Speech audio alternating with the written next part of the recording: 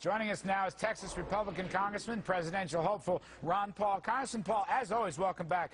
You know, this gold rush continues to explode, and I know from a bunch of reports you yourself have been a long-time investor in gold. Why is this happening right now? What's your take? Why the gold rush? Well, I never think about the price of gold. I always think about the value of the dollar. Traditionally, for thousands of years, the currencies have been measured by gold, the value of gold to the currency. And I got fascinated in 1971 when the last link to gold was severed and we devalued. We went from 35 to 38, and then 2 years later we went up to $42. And that is when I decided there was no limits on spending and that we were introducing a new era into the history of economics, because we were issuing paper money and we could spend that around the world. And there's been a lot of fiat currencies throughout history, but never one like we have today. And that's what people are discovering. The financial crisis is discovering this, and this is why they're not coming up with any answers. The bubble was just too big, and they won't allow the bubble to be liquidated and the bad debt liquidated. Is it fair to say that there's more money creating by the Fed and other central banks in Europe and Japan and elsewhere than ever more? Is there a link between the shooting up of gold and all this monetary pump priming, Mr. Paul? Absolutely related, because they're debasing the currency. They want to do this to liquidate the debt. They know we can't work our way out of it because the debt has reached a limit where you can't work your way out of it. So the debt has to be liquidated, but you know that we will never not send the checks out and pay for the Treasury bills and take care of our foreign investors into our Treasury bills and our bonds.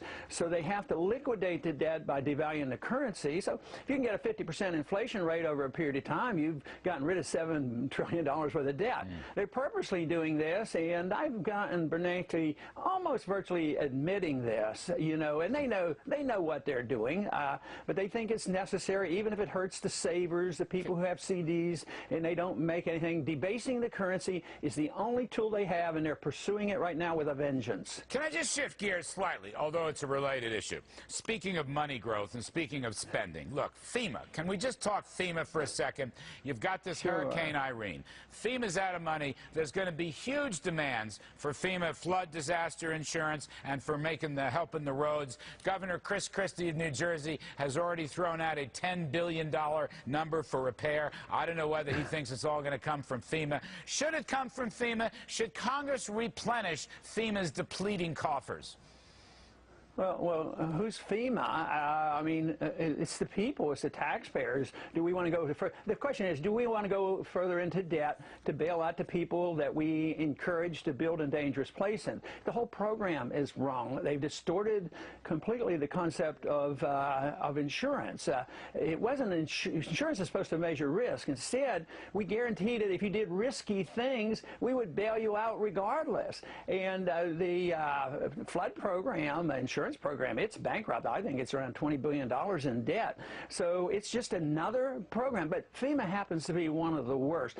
There's no other program or bureaucracy that I had to deal with in Congress that I got more complaints for than FEMA. People really don't like it. And I've never supported this, and I live on a coastal district. I've gone through these hurricanes.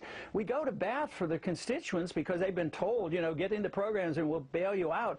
But they don't get bailed out. All they get is an invasion of national people, you know, the bureaucrats coming in and interfering, and it's a disaster they create. Well, what happens? You know there's going to be a call, a cry, a hue and cry.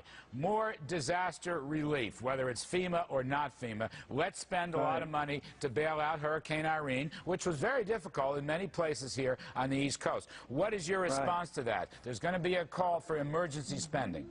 Right, and there's one way I would actually vote for it, and I proposed this when the hurricanes hit Texas. I said, I'm not going to vote for it because there's no money and it's a bad program.